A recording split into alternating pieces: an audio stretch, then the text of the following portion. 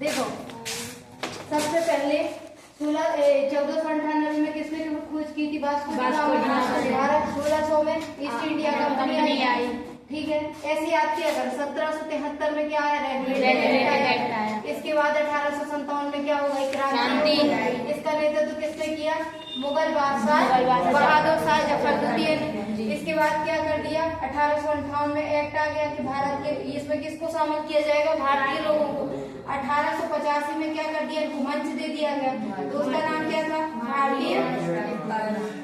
भारतीय राष्ट्रीय कांग्रेस। इसके पहले अध्यक्ष कौन थे? चंद्र बनर्जी। पहली महिला अध्यक्ष कौन थी? जो कि पहली महिला अध्यक्ष एनी बेसेंट। कौन थी? Annie Besant. और पहली भारतीय महिला अध्यक्ष कौन थी? सरोजिनी। क्लियर है? पहले भारतीय राष्ट्रीय कांग्रेस के अध्यक्ष कौन थे? व्योमेश चंद्र बनर्जी। स्थापना कब हुई? 1885 में। पहली महिला अध्यक्ष एनी बेसेंट। कौन थी? Annie Besant. कब थी? 1917 में। कब थी? 1917। और फिर पहली भारतीय महिला, भारतीय स्पेशल है हमारे यहाँ। 1416 में कौन आ गए? अंग्रेज आ गए। और जब 1885 में भारतीय राष्ट्रीय कांग्रेस बना तो हर चीज मैटर करेगी ना कि भारतीय पहला कौन बना। तो इसके पहले अध्यक्ष कौन बने थे? व्योमेश चंद्र बनर्जी। स्थापना किसने करवाई थी? AOU। हालांकि AOU कभी इसके अध्यक्ष नहीं थे। अब आपके पेपर में क्वेश्चन आएगा कि भारतीय राष्ट्रीय कांग्रेस की स्थापना किसने करवाई थी? तो AOU ने। लेकिन क्वेश्चन आएगा कि पहले अध्यक्ष कौन थे? तो व्योमेश चंद्र बनर्जी। इसके बाद क्या हुआ? पहली महिला अध्यक्ष कौन थी? Annie Besant. कब बनी थी? 1917 में। फिर पहली भारतीय महिला 1925 में कौन थी? सरोजिनी। क्लियर है जी? 3 चीजें याद हो गई आपको? देखो कितना आसान है याद करना। अब इसके बाद क्या हुआ? 1885 में ये मंच मिल गया। अब इन्होंने क्या किया? 1903 में काय की घोषणा कर दी? बंगाल विभाजन की कर दी। बंगाल विभाजन की घोषणा क्यों कर दी थी? क्योंकि इन्हें क्या लग रहा था कि 1857 की क्रांति मुसलमानों के कारण। और दूसरी बात, ये भारत में जो हिंदू मुस्लिम एकता है उसको क्या करना चाह रहे थे? बांटना चाह रहे थे, ताकि इन लोग का दिमाग कहाँ से हट जाए? हम लोग के खिलाफ हट के ये लोग आपस में उलझ जाए। तो 1903 में काय की घोषणा हुई? बंगाल विभाजन। अब जब 1903 में घोषणा हुई तो इसको लागू कब किया गया? 1905 में। क्लियर? अब 1906 में क्या हुआ? 1905 में डिसाइड हुआ कि हमें जो बंगाल विभाजन, समझना अच्छे से, 1905 में जो बंगाल विभाजन की घोषणा हुई तो उससे हम सहमत रहे होंगे कि असहमत? सहमत। तो हम बदले में भी तो कुछ करेंगे। तो हमने 1905 में क्या सोचा कि स्वदेशी आंदोलन लाएंगे। अब स्वदेशी आंदोलन में बात उठी कि हम कैसे मतलब विरोध करेंगे, क्या करेंगे, तरीका कैसा अपनाएंगे। तो जो नरम दल थे वो क्या कह रहे थे? हम लेटर लिखेंगे, धीरे धीरे बहिष्कार करेंगे चीजों का। लेकिन जो गरम दल वाले कह रहे थे कि हम धीरे धीरे क्यों करें, क्योंकि स्वराज हमारा क्या है? जन्म सिद्ध अधिकार है, तो इसको हम लेके रहेंगे। किसने कहा था? बाल गंगाधर। तो जब 1905 में नरम दल और गरम दल के बीच एक मुद्दा खड़ा हो गया कि स्वदेशी आंदोलन को कैसे हमें करना है, कैसे इसको हमें करना है। तो जब एक मंच पे बात नहीं बन पाई, 1906 में फिर से बैठक हुई, फिर से इनके बीच बात नहीं बन पाई। लेकिन 1907 में इतनी बात बिगड़ गई। कहाँ पे? सूरत अधिवेशन में। कहाँ पे? सूरत अधिवेशन। इसकी अध्यक्षता किसने की थी? रास बिहारी घोष ने। जो क्वेश्चन आते हैं वो यही आने बस। किसने की थी? रास बिहारी घोष। 1907 में सूरत अधिवेशन जब हुआ तो इसमें कहा गया कि नरम दल और गरम दल अलग। क्या हो गए? नरम दल और गरम दल अलग हो गए। और जो दोनों का उद्देश्य क्या था? कि भारत को अंग्रेजों से क्या कराना? मुक्त कराना, स्वराज स्थापित करना। और दोनों अलग हो गए तो हम कमजोर पड़ेंगे कि स्ट्रॉन्ग? कमजोर। तो हमारा स्वदेशी आंदोलन क्या पड़ गया? कमजोर पड़ गया। अब यहाँ पे क्या हो गया था कि 1858 की क्रांति का अंग्रेजों को कौन कारण लग रहा था? मुस्लिम। तो जब 1858 में इनको क्रांति मुस्लिम लग रहे थे तो यहाँ तक आते आते मुसलमानों को ऐसा महसूस हुआ कि कहीं ना कहीं हम पीछे हो रहे हैं। क्या हो रहे हैं? पीछे। तो इनने 1906 में काय की स्थापना कर दी? मुस्लिम काय की कर दी? मुस्लिम लीग की स्थापना की। अब इनका एक प्लेटफॉर्म हो गया जहाँ पे आके अपनी बात करते। अभी यहाँ तक कुछ नहीं था कि हमको पाकिस्तान बनाना, भारत बनाना, सबका उद्देश्य एक ही है, क्या? स्वराज। क्या है? स्वराज। तो 1906 में काय की स्थापना कर दी। अब ये आएगा किसने की थी? तो आगा खान ने की थी। किसने की थी? अब इसके बाद है 1906 में जब इसकी स्थापना हुई काय की? 1906 के बाद 1907 में क्या हो गया? इनको ऐसे याद कर लो बिल्कुल जैसे आपको इन नॉर्मल चीजें लाइक कहानी होती हो रही दिमाग में। 1498 में 1600 में 1773। इसके पहले दो और इम्पोर्टेंट फैक्ट है। 1757 में प्लासी का युद्ध। क्यों इम्पोर्टेंट है? क्योंकि अंग्रेजों में इसकी पहली जीत हुई थी। 1764 में क्या हुआ? इसके बाद कौन दीवान बन गया? कंपनी। अब कंपनी जब दीवान बन गई तो कंपनी क्या कर रही थी? कंपनी के कर्मचारी भ्रष्टाचार कर रहे थे। फायदा अधिकारियों को हो रहा था, कंपनी को नहीं हो रहा था। तो उनको रेगुलेट कैसे किया? 1773 में। हर 20 साल बाद हम इनको एक ले आते थे चार्टर के, ये लोग कैसे क्या कर रहे हैं। लेकिन 1857 में क्या हो गई? क्रांति। इसका नेता किसको घोषित कर दिया? मुगल बादशाह बहादुर शाह जफर द्वितीय। मुगल बादशाह बहादुर शाह जफर द्वितीय। जब इनको घोषित कर दिया तो यहाँ से अंग्रेज क्या हो गए? हिल गए। तो 1858 में क्या बोला? भारत शासन अधिनियम लेके आए कि अब जो हम शासन करेंगे उसमें किसको शामिल करेंगे? भारतीयों को। तो यहाँ पे क्या कहा गया? भारत के गवर्नर जनरल को भारत का वायसराय कहा गया। तो पहले कौन थे? कैनिंग थे। अब इसके बाद जब 1885 में काय की स्थापना हुई? स्थापना हो गई। ये क्या हमको मंच मिल गया? पहली अध्यक्ष उमेश चंद्र बनर्जी। पहली महिला अध्यक्ष और पहली भारतीय महिला सरोजनी नायडू। और स्थापना कब हुई? 1885 में। अब कहाँ हुई? पूरा देश तो इतना बड़ा। मुंबई में। क्लियर? आप लोग क्वेश्चन सुना करो, उसी में आंसर होता है, बस सुन लिया करो पहले। ठीक है। 1885 में स्थापना हो गई।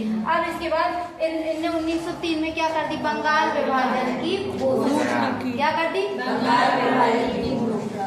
जब घोषणा कर दी, लागू कब किया? 1905 में। हमने क्या सोचा? हम क्या करें?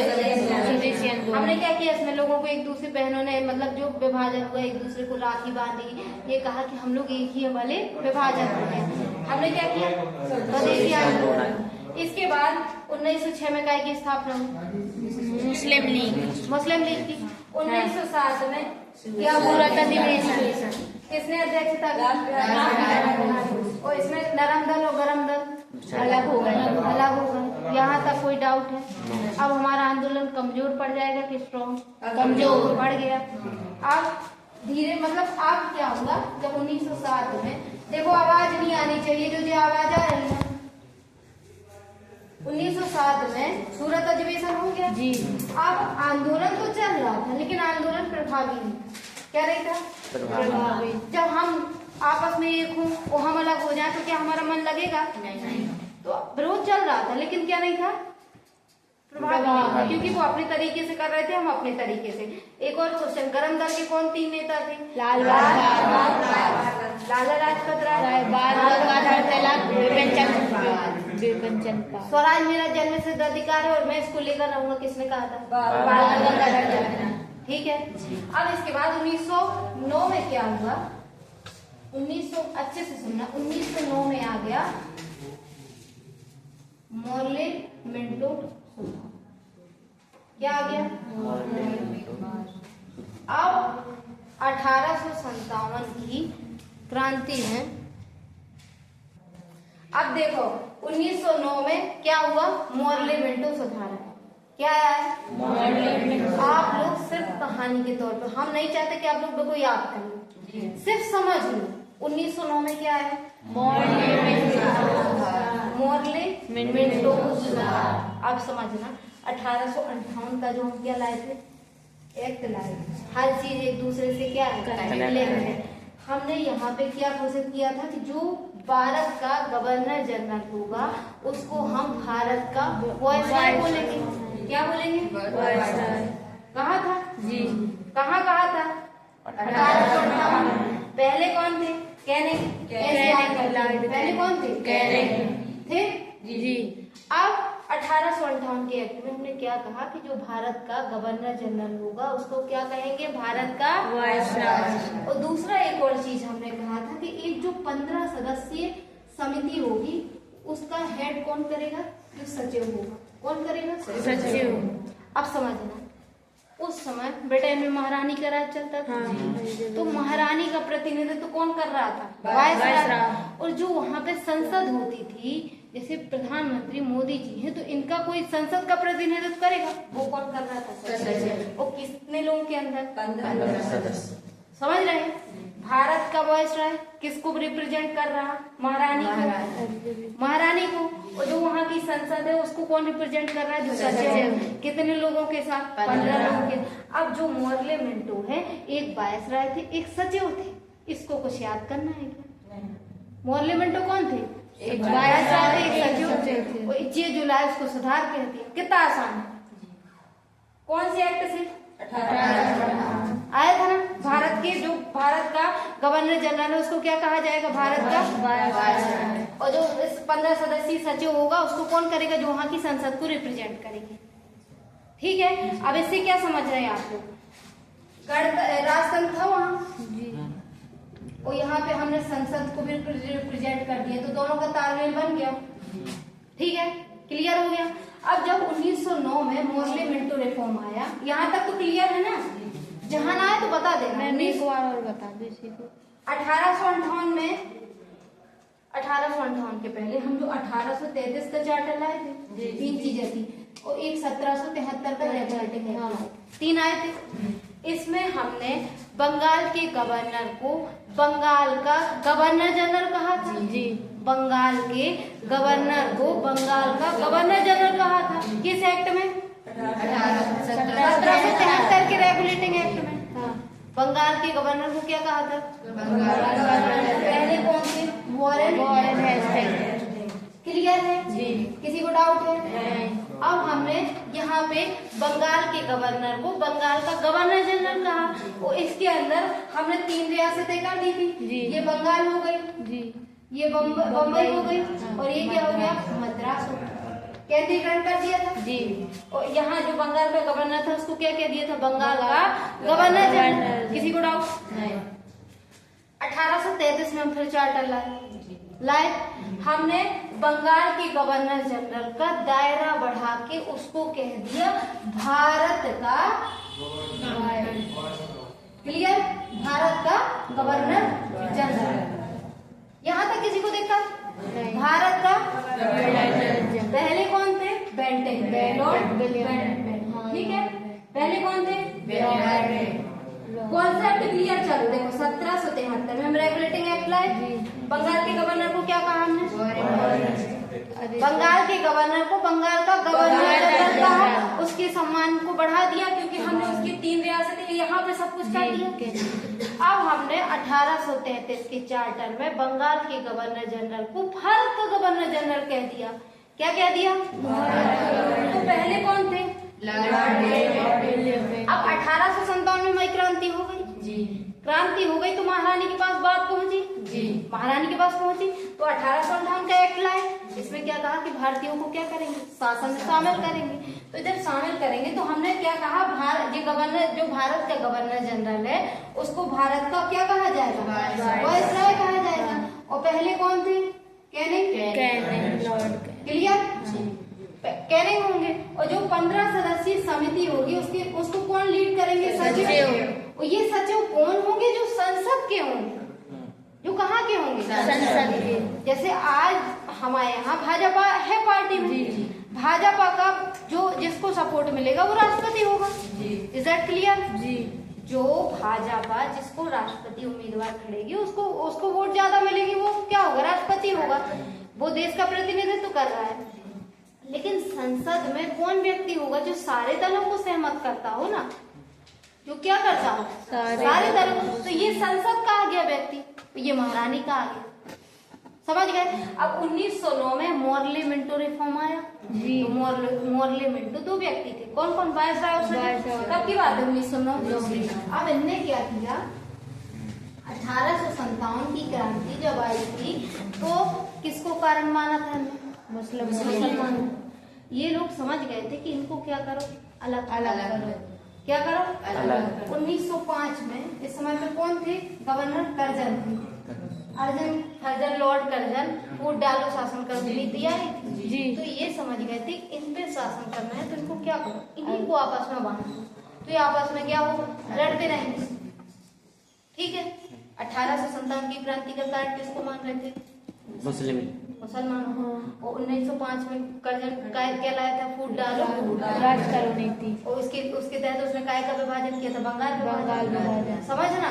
जब ऐसा हुआ तो 1909 में जो मॉर्ले मिंटो रिफॉर्म आया उसका सबसे, वैसे तो मॉर्ले मिंटो में बहुत सारी चीजें सुधार आई थी, लेकिन हम आप लोग को वो चीज बताते हैं जो इम्पोर्टेंट है, पहले वो समझ में आ जाए, फिर आप लोग धीरे धीरे याद कर लोगे। इसे 10 लाइनें लिखी, पहले कॉन्सेप्ट तो समझ में आ जाए कि टॉपिक क्या है। तो मॉर्ले मिंटो इसलिए फेमस है क्योंकि इसमें क्या ले आए थे हमने जो मुसलमान हैं उनको निर्वाचन सिस्टम से अलग कर दिया था। क्या कर दिया था? निर्वाचन सिस्टम से अलग। और यहीं से माना जाता सांप्रदायिकता की शुरुआत।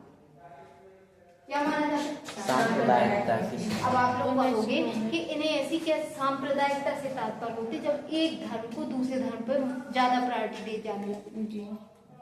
अब जब 1909 में हम निर्वाचन प्रणाली हमने किसकी अलग कर दी? मुसलमानों की अलग कर दी और हिंदुओं की क्या हो गई? अलग। जो मुसलमान होगा उनको वोट कौन देगा? मुस्लिम देगा। जो मुस्लिम होगा उसको वोट कौन देगा? मुस्लिम। और हिंदुओं को हिंदू देगा। इससे हमारा देश बटेगा कि एकजुट होगा? बटेगा। अंग्रेजों के दिमाग में ये चीज कैसे आई? क्योंकि 1906 में काय की स्थापना हुई थी। हुई थी। वो इन्हें क्या टेंशन हो गई थी कि हम क्या हो रहा है, पीछे हो रहे हैं। तो ये जाके किससे मिले? अंग्रेजों से। तो अंग्रेज क्या ले आए 1909 में? Morley Minto reform. तो इससे क्या हुआ? निर्वाचन सिस्टम अलग हो गया। ये हमारे देश के लिए अच्छा था? नहीं था। शुरुआत थी। क्या थी? अब इसके बाद 1909 में हमारा आंदोलन मजबूत रहेगा कि कमजोर पड़ जाएगा? अब 1909 तक ये चलता रहा। अब हम 1909 से 1915 तक छिटपुट घटनाएं चलती रही। क्या चलती रही? छिटपुट घटनाएं। विरोध तो होते रहे लेकिन बड़े रूप में नहीं था। क्यों? क्योंकि हमारे पास कोई ऐसा नहीं था जो एक रूपता ला सके। जो क्या ला सके? और सभी के बीच एक सामंजस्य बना सके। तो फिर आए कौन? कौन है? ये 1909 में कहाँ गए थे? दक्षिण अफ्रीका। कहाँ गए थे? दक्षिण अफ्रीका। इनका जन्म कब हुआ था? पोरबंदर में 2 अक्टूबर 1869। जब ये 1909 में केस लड़ने गए थे दक्षिण अफ्रीका में, उस टाइम के जो लोग मतलब बैरिस्टर की पढ़ाई होती थी, लॉ वाली, जो लोग पढ़ लेते थे, तो जो बड़े बड़े राजा होते थे या फिर किसी काम से केस वगैरह लड़ने के लिए उन्हीं को भेजा था। तो कौन गए थे? गांधी जी गए थे, दक्षिण अफ्रीका गए थे। जब 1909 में गए, वो वापस कब आए? तो वहाँ दक्षिण अफ्रीका में भी किसका रूल था? अंग्रेजों का। वहाँ के लोग भी क्या थे? हमारे जैसे प्रताड़ित थे। तो वहाँ पे गांधी जी परिस्थिति देख चुके थे कि कैसे अंग्रेज क्या कर रहे हैं, शोषण कर रहे हैं। तो गांधी जी वहां पे नेता बन के आ चुके थे।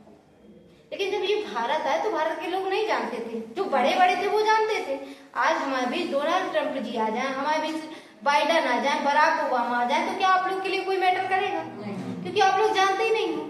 लेकिन जब आप जानोगे तो आप उनको रिस्पेक्ट दोगे। जब गांधी जानते हैं थोड़ा, वो प्रेसिडेंट है यूके के।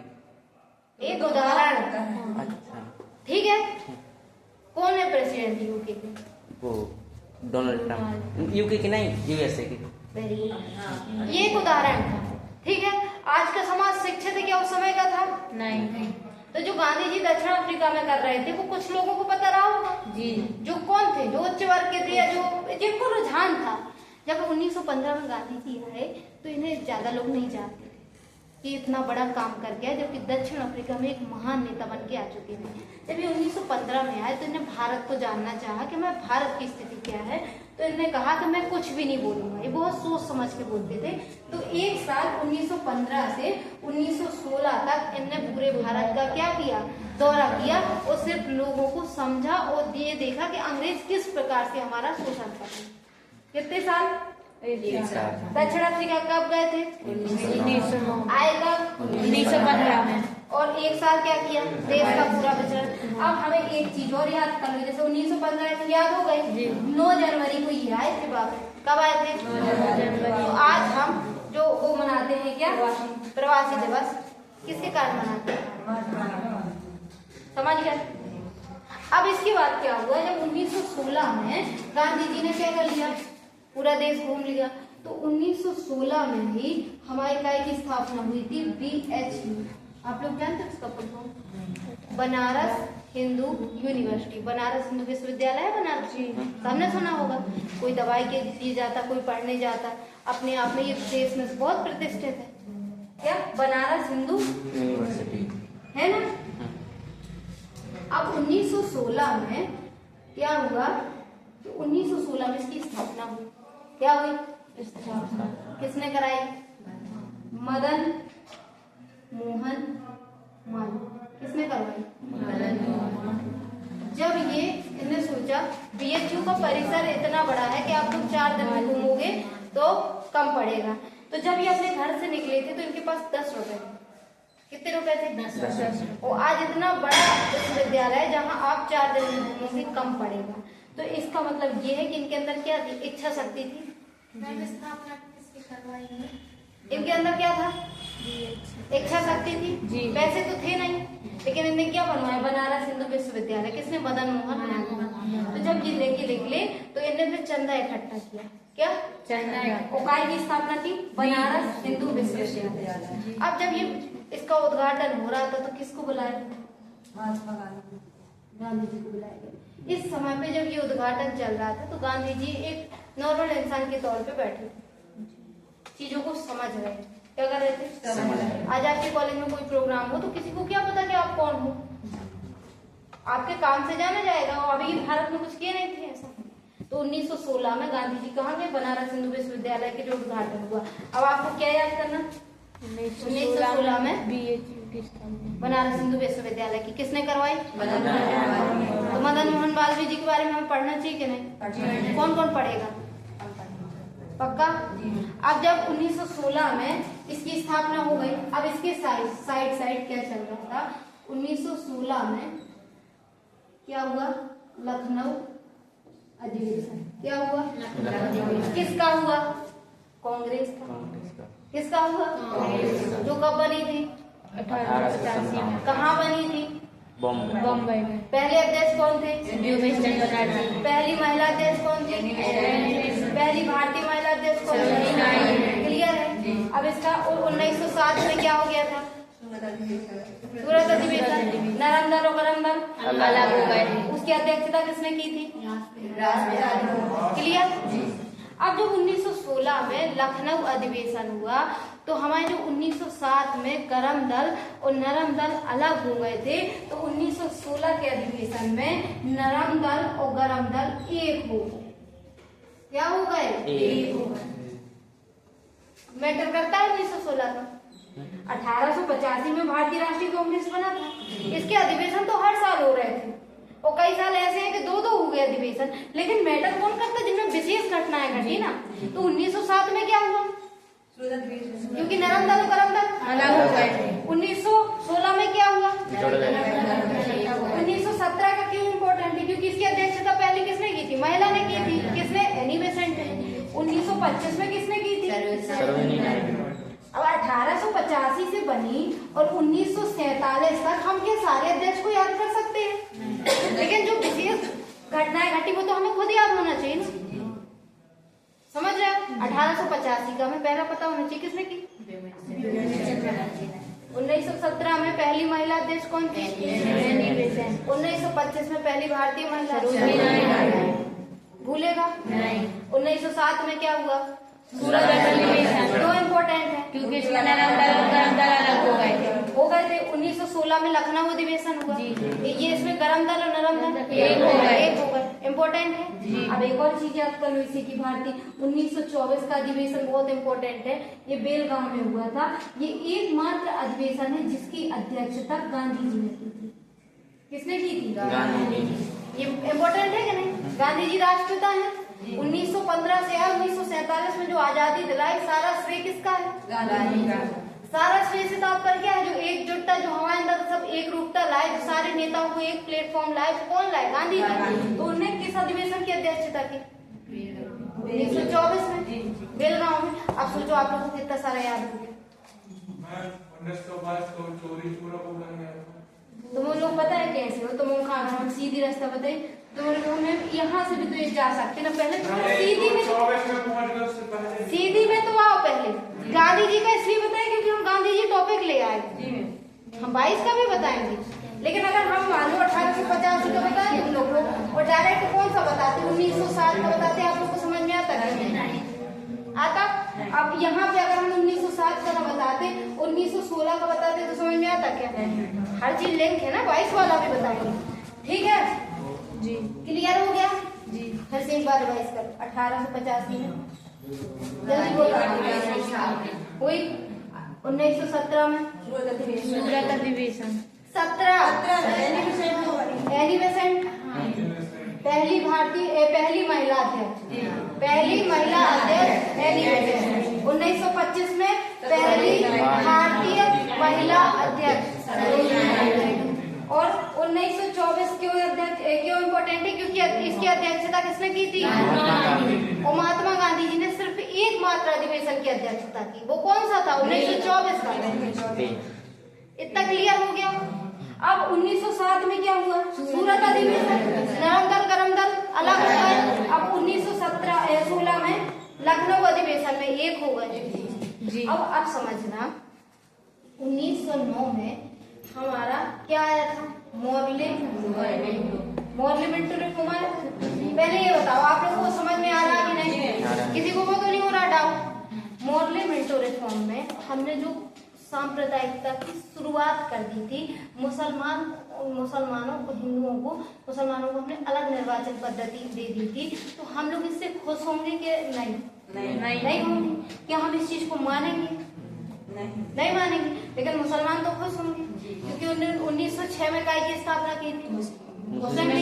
उन्हें क्या महसूस हो रहा था कि हम लोग के साथ गलत हो रहा है। तो जब 1909 का मॉर्ले मिंटो रिफॉर्म आया, वहाँ हमारे बीच और मुसलमानों के बीच बनेगी क्या?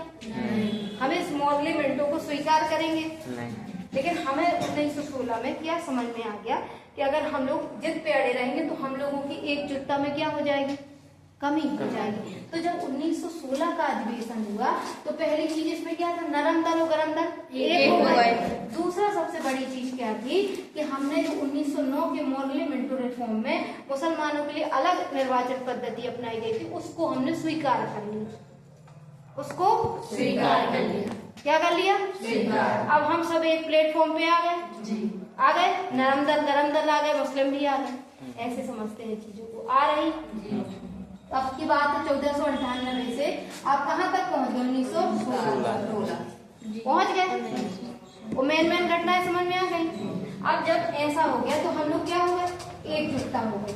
अब इसी समय 1916 में गांधी जी क्या कर चुके थे? भारत घूम चुके थे। तो इन्हें 3 आंदोलन किए। कौन कौन से? चंपारण, अहमदाबाद और खेड़ा किया। ठीक है। अब जब चंपारण में क्या हुआ था? चंपारण है बिहार में एक जगह। कहाँ है? बिहार में। तो 1917 की बात है कि गांधी जी वहां गए तो वहां पे नील की खेती की जाती थी। क्या की जाती थी? नील की खेती। और हमारे यहाँ पे जमीन जब नील की खेती आप लोग कर देते हो तो 10-15 साल तक वो भूमि क्या हो जाती? बंजर हो जाती। कपड़ा में जो डालते नील, पहले नहीं डालते थे, वही वाला नील यूरोप में होता था। लेकिन यूरोप में नहीं हो रहा था तो फिर जो अंग्रेज थे उन्होंने क्या सोचा कि भारत में करवाया जाए। उसकी क्या थी? मांग बहुत ज्यादा थी। आज से आप लोग 10 साल पहले चले जाओ, हर घर में नील की डिब्बी होती थी। और कहो 2-2, 3-3 हो। और जब तक नील न डले तो मजा नहीं आता था। यूनिफॉर्म में भी हमारी नील डला होना चाहिए। जिसमें उजाला पूरा करते हैं, हाँ वही वाला। हाँ ठीक है। हालांकि ये तो डुप्लीकेट आता है, यूरोप में जो होता था वो ओरिजिनल होता था, लेकिन इनकी यूरोप में क्या हुआ, नील की खेती नहीं हो रही थी, तो फिर ने कहा सोचा मार्केट भारत में। नील की खेती के साथ विशेषता ये थी कि नील की खेती जब आप कर दो तो 10-15 साल आपकी भूमि क्या हो जाएगी, बंजर हो जाएगी। हमारी भूमि की ऐसी कृषि वाली, गेहूं चावल अब 4-4 महीने में निकाल दो, फिर अगला लगा दो, समझ रहे हैं। तो जब 10-15 साल भूमि बंजर हो जाती थी तो किसानों को क्या हो गया, घाटा। और जो नील होता था वो ये लोग लेके कहाँ बेच देते थे, यूरोप में। लेकिन उसका फायदा अंग्रेजों को मिलता था, किसानों को नहीं। तो जब यही घटना चंपारण में हुई तो गांधी जी यहाँ गए, तो वहाँ 3 कठिया पद्धति उस समय चलती थी कि जो आपकी खेती होगी उसका 1/3 हिस्सा किसको मिलेगा, किसानों को मिलेगा। लेकिन ये लोग क्या है, हमारे यहाँ जो कागज में लिखा है वो आज तक पूरा हुआ है क्या? तो इसी के विरोध में कौन बैठ जाते, गांधी जी। कौन बैठ जाते, तो यहाँ पे पहला सफल सत्याग्रह इनका कौन सा रहता है, समझ गए। अब जब अहमदाबाद का दूसरा होता है तो अहमदाबाद वाले में महिलाओं का मजदूरों का रहता है। अब इसके बाद खेड़ा भी किसानों से संबंधित, इनके बारे में हम डिटेल से पढ़ाएंगे, लेकिन हम ज्यादा प्रेशर नहीं देना चाह रहे आप लोग। अगर आज आप लोग को सिर्फ इतना याद हो गया कि चंपारण आंदोलन, अहमदाबाद आंदोलन और खेड़ा और कब किसने करवाए थे, गांधी जी ने करवाए थे, बहुत टेंशन फ्री हो। दिक्कत 3 हुए थे, कौन कौन? एक और चीज ऐसी लिख दिया करो, CA की मतलब चंपारण, अहमदाबाद, खेड़ा। चंपारण, अहमदाबाद, खेड़ा। स्ट्रेस तो नहीं है, किसने करवाए थे? ये इम्पोर्टेंट क्योंकि कि गांधी जी ने स्टार्टिंग यहीं से की थी। पहले कौन से? चंपारण। चंपारण कहाँ है? बिहार। काय से संबंधित था? कृषि, नील की खेती, ठीक है, कोई डाउट? अब 1917 के बाद हम आप लोग को हिस्ट्री में मेजर चीजें पता है क्यों पढ़ा रहे हैं, ताकि आपके कॉन्सेप्ट क्लियर हो जाए। फिर आप अपन डेप्थ में पढ़ लेंगे, फिर चंपारण में एक क्लास चली जाएगी, अहमदाबाद में। लेकिन हमें क्या करना है, पहले रूपरेखा तो क्लियर हो, समझ गए। जब 1917 में ये हो गया तो 1919 में कौन सा रिफॉर्म आया था? Montagu Chelmsford. कौन सा आया था? देखो कठिन लगने लगा ना, कौन सा आया था? ये नाम है वायसराय और सचिव के, एक है मॉन्टेग्यू, एक है चेम्सफोर्ड। किसने रखवाया? समझ गए। कब आया था? 1919 में आया था। इसके बारे में बताएंगे, लेकिन उसके पहले 1919 की घटना आप लोग को पता है? जलियांवाला। किसको किसको पता है? बताओ जिसको पता हो, खड़े हो। मैं थोड़ा है। हाँ बताओ। 13 अप्रैल को हुआ था ना जी मैम। क्या हुआ था उस समय पे? लॉर्ड कर्जन तो 1905 वाला अलग था, इस समय वो डायर था और वो कर्जन उसका एक नेतृत्व कर रहा था। क्या हुआ जलियांवाला बाग में? आप लोग गए हो कोई? जो जलियांवाला बाग गए, ये पूरा बाग था। इसके जो एंट्री गेट है वो इस दरवाजे से भी कम पतली, एकदम सकरी, ठीक है। क्या है? वो 1919 में मॉन्टेग्यू चेम्सफोर्ड आ गया था। और भारत में अब इसके लिए आपको पता होना चाहिए क्या? Rowlatt act. क्या पता होना चाहिए? Rowlatt act. जैसे आज हमारे यहाँ पता चल जाए कि ये लोग प्लान करने वाले हैं, क्या करने वाले हैं? प्लान करने वाले हैं किसी चीज का विरोध करने के लिए, तो क्या लागू हो जाता? धारा 144 लागू हो जाती है कि 4-5 लोगों से ज्यादा एक साथ इकट्ठे नहीं होना चाहिए, हो जाती, ताकि जब मिलेंगे नहीं तो क्या बात कर लेंगे, कैसे विरोध कर लेंगे। तो यही चीज काय में थी? रॉलेट एक्ट में थी। जब रॉलेट एक्ट में ये चीज थी, वो जलियांवाला बाग में उस समय शायद बैसाखी का समय चल रहा था, तो लोग क्या कर रहे थे? अपने त्योहार मना रहे थे, लोग वो अपना घूम रहे थे। लेकिन अंग्रेजों को क्या लगा कि ये लोग हमारे खिलाफ रणनीति बना रहे हैं। क्या कर रहे हैं? तो इनको क्लियर हो गया कि ये जो हम रॉलेट एक्ट लाए, ये लोग क्या इसको मान नहीं रहे, वो हमारे खिलाफ प्लानिंग बना रहे। कहाँ पे? जलियांवाला बाग में। जब जलियांवाला बाग में लोग प्लानिंग बना रहे तो इनने क्या किया? जब 400-500 लोग थे तो उसमें 2-4 ऐसे नहीं है कि बात नहीं कर रहे होंगे, लेकिन 300-350 लोग बात नहीं कर रहे थे, वो तो अपना एंजॉय कर रहे थे। और अंग्रेजों को क्या लगा कि ये लोग यहाँ पे प्लान बना रहे हैं बिना अनुमति के। तो जब जलियांवाला बाग में टायर ने क्या कह दिया कि ये जो रास्ते हैं इनको बंद करो, यहाँ से जब तक गोलियां चलाओ जब तक आपकी गोली खत्म ना हो जाए, जब तक गोलियां खत्म हो जाए। अब जब इस बाग में आपको निकलने के लिए प्लेस नहीं है और यहाँ जो है यहाँ पे बंद कर दिया गया, अब जनता क्या करेगी, कहाँ जाएगी? वहीं थे कुआं, जान बचा बचा के कहाँ वो पहुंचे? कुआं में। उनने कुआं में भी मार डाला। आज भी आप लोग जलियांवाला बाग जाओगे तो वहां पे गोलियों के निशान बने हैं, साथ ही जो कुआं है वहां कैसा प्रतीत होता है, आप लोग को खुद को समझ में आएगा वो चीज देखी। तो जब ये जलियांवाला बाग हत्याकांड हुआ तो यहाँ इसके बाद इतनी अमानवीय घटना थी, क्योंकि इसमें बच्चे, महिला, जिनको कोई मतलब ही नहीं है उनको भी आपने मार दिया, जिनको कोई मतलब नहीं है उनको। जैसे मान लो कि आज कोई पुलिस एक आदेश जारी करे कि कुछ अशांति फैलाने वाले 2-4 लोग घूम रहे हैं, ठीक है, लेकिन 2-4 के चक्कर में आप अगर 100 को मार देते हो तो क्या जस्टिफाई है? 100 दोषी बच जाए लेकिन एक निर्दोष मर जाए तो बराबर है ना? जिसने कुछ नहीं किया उनको भी आपने मार दिया। जब ये घटना हुई तो हमारा देश हिल जाएगा कि वो हो जाएगा? तो जब हमारे 1913 में गीतांजलि के लिए रविन्द्रनाथ टैगोर को क्या मिला था? नोबेल मिला था। काय के लिए मिला था? और इन्हें क्या दिया गया था? उपाधि दी गई थी किसको? रविन्द्रनाथ टैगोर को। क्या था, जो उस समय भी टैलेंट था उसको अंग्रेज क्या करते थे? सम्मान देते थे। 1919 में क्या हुआ? डेट याद रहेगी आपको? कब?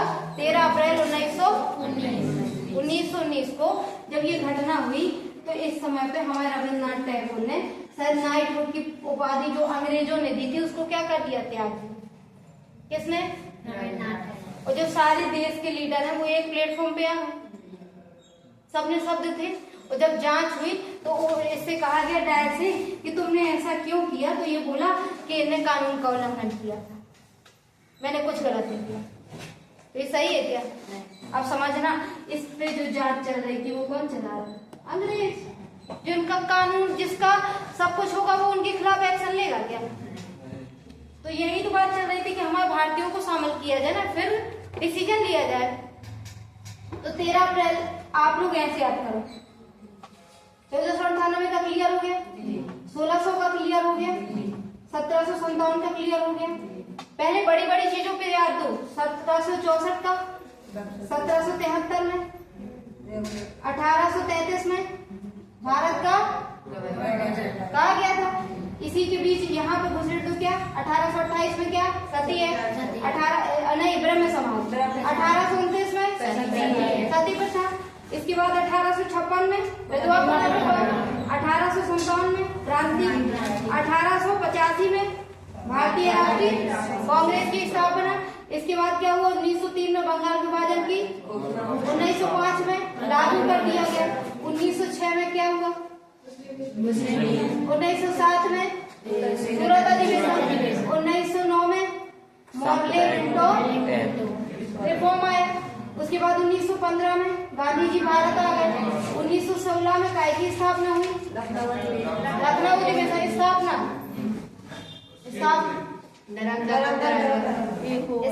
काय की हुई थी? बनारस हिंदू विश्वविद्यालय की, BHU की। काय की हुई थी? किसने की थी? मदन मोहन मालवीय। मदन मोहन मालवीय। मदन मोहन मालवीय। बोलो मदन मोहन मालवीय। कब की थी? दूसरी चीज क्या हुई थी? लखनऊ अधिवेशन। क्या हुआ था? इसमें पहली चीज क्या हुई? दूसरी चीज क्या हुई कि जो 1909 में मॉर्ले मिंटो में अलग अलग निर्वाचन सिस्टम दिया गया था उसको क्या कर लिया? कांग्रेस ने स्वीकार कर लिया। 1917 में क्या हुआ? एनी बेसेंट बनी। एनी बेसेंट कौन थी? पहली महिला अध्यक्ष। इसके बाद 1919 में जलियांवाला, कब? 13 अप्रैल जलियांवाला बाग हत्याकांड हुआ था। कारण क्या था कि रॉलेट एक्ट आ गया था। क्या आ गया था? और इसके बाद 1919 के बाद 1924 में किसने अध्यक्षता की थी भारतीय राष्ट्रीय कांग्रेस की? सरोजिनी गांधी जी ने। 1925 में। क्लियर है? कोई डाउट?